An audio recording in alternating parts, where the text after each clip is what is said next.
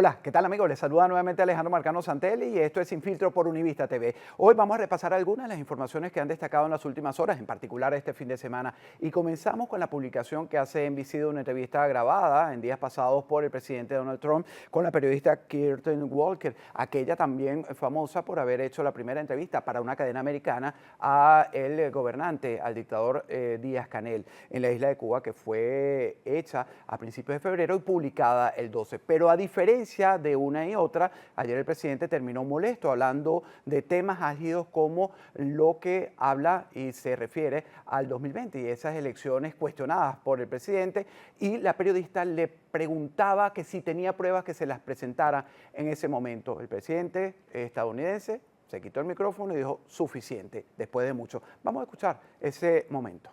Way to Wisconsin for this interview. Crooked press, people like stupid Biden, he's not smart enough to know what's going on, but people that surrounded him, surrounded his beautiful, resolute desk in the Oval Office, what they did to the lives of people, they destroyed people. They sent people to jail who did nothing wrong. All right, just to be very clear, there's no evidence of what you're saying, but let me ask you about Todd Blanche. Let me ask you about Todd Blanche. Listen to me. Let's talk about Todd Blanche. There's tremendous evidence. There's nothing but evidence. The election was rigged. It was a dirty election. And it's happening again right now in California. You've never presented evidence. It's happening right now in California. Right now it's look at what's happening in California. To that? It's the 4 Republicans days. are doing well in California. It's no, they're not. They're dropping fast because it's a rigged election. Let me tell you, it's 4 days, and they aren't even close to coming up with. That's how they count the votes. You know why they're doing that? California. Because they're cheating on the election. Do you have evidence to support all that? All I have to do is look.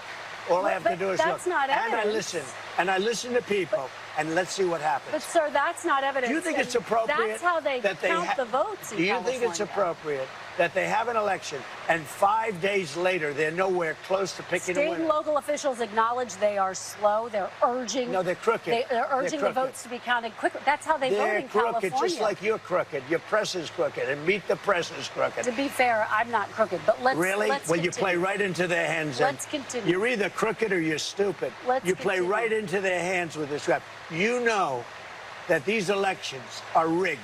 Your network knows that they're rigged. You know that I won an election in a landslide, and I got 94% bad press. But Mr. President, you know why I got that? Because you have no credibility. But you've never presented evidence that it was rigged. Let's keep talking about. I want to talk about Todd Blanche. You have more evidence. There's more evidence than ever presented. Let's talk about your elections in this country. We're like a third world country. Your elections are crooked, and you're crooked, and Meet the Press is crooked, and so is ABC and CBS and CNN. But Mr. President, you're one-sided crooked networks. All right, let's call it quits because I've had enough. Thank you, darling. Have a good time. Mr. President, let's please. I traveled all the way to Wisconsin. I've sat in the rain with you. I know. I've sat in the rain with you for an hour, on and off in the rain, and I've given you enough time. You ought to straighten out your press because you know what? A country can never be great with a dishonest. Fue un momento álgido, como lo han visto. Vamos a compararlo, repito, con la entrevista que le hizo al gobernante Díaz-Canel el 12 de abril, publicada por la misma cadena NBC. Una entrevista que fue mucho más tranquila, no hubo interrupciones, no hubo esta confrontación. A Canel le dijo si iba a abandonar el poder, él dijo que no, e incluso también fue bastante polémica esa entrevista, muy tranquila, repito, bastante complaciente, pudiéramos decir, donde dijo que estaba dispuesto el régimen a enfrentar a Estados Unidos si había algún tipo de intervención como la ocurría el 3 de enero pasado en Venezuela. El presidente se paró, es la primera vez que lo vemos, bastante molesto, pero sí termina esta entrevista publicada en las últimas horas. Y cambiando de tema, nos vamos a Filipinas, donde se vivió un fuerte terremoto, un seísmo de 7.8 en la escala de Richter. Aquí vamos a ver incluso momentos en que estructuras completas se venían al piso cuando se vivía, y algo que coincidió con el inicio de las clases escolares. Allí todavía la gente no estaba entendiendo, aunque es un país que está bastante preparado para este tipo de situaciones sísmicas, de movimientos telúricos, pues así, con estas imágenes, se sorprendieron también. Lo fuerte del movimiento, causó pánico en la población, pero quiero decir que ellos están bastante preparados y lo van a ver en unas imágenes en unas escuelas que tenemos donde los maestros lograron, e incluso los niños nos demuestran la capacidad que tienen ellos para reaccionar a este tipo de eventos. Vamos a ver cómo lo vivieron.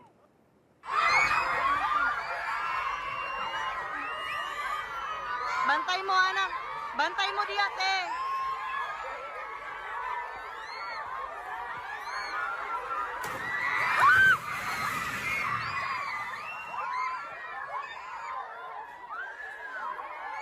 Lingkod lang, lingkod lang.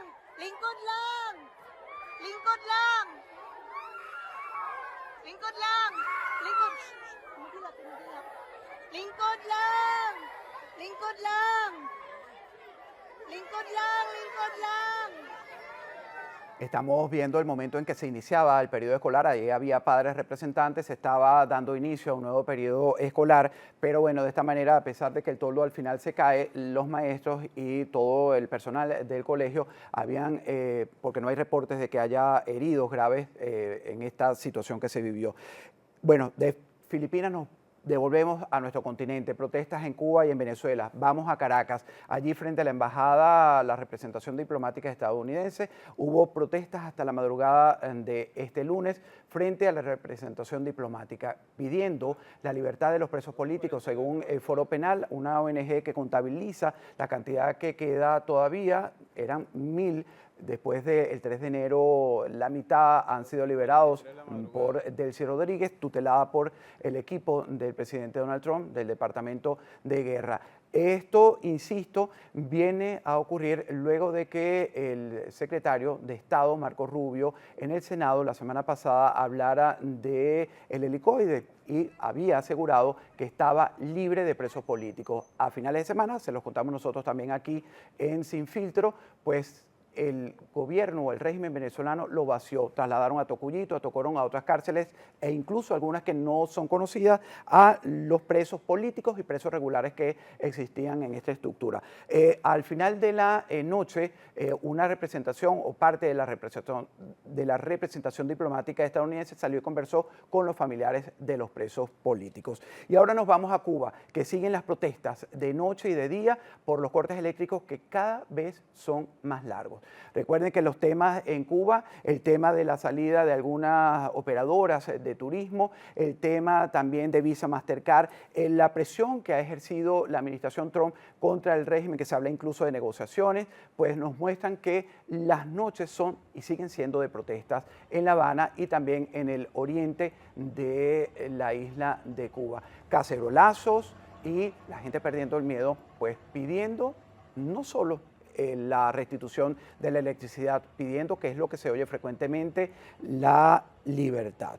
Y bueno, terminamos con Perú, algunas imágenes. Vamos a ver el proceso electoral que se ha vivido minuto a minuto. Ya vamos a conversar con un escritor y periodista peruano, Alan Rivero, nos va a poner en contexto, pero quiero que vean imágenes. Anoche, Roberto Sánchez, que es el candidato de la izquierda, iba ganando, está muy cerrado, iban 50, no le voy a dar números exactos porque viene cambiando por la OMPE, que es el organismo electoral de Perú.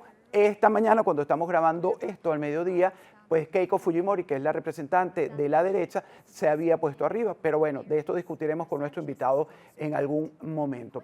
Y quiero destacarlo aquí, que nuestros países generalmente, viendo lo que ocurre en Venezuela, en Cuba, en Nicaragua, a veces es sorprendente que haya una mitad del país que todavía apuesta a la izquierda, que apuesta a estos gobiernos que lo único que nos han ofrecido es miseria, tragedia y destrucción, separación y todo lo que hemos vivido venezolanos, cubanos y, repito, nicaragüenses.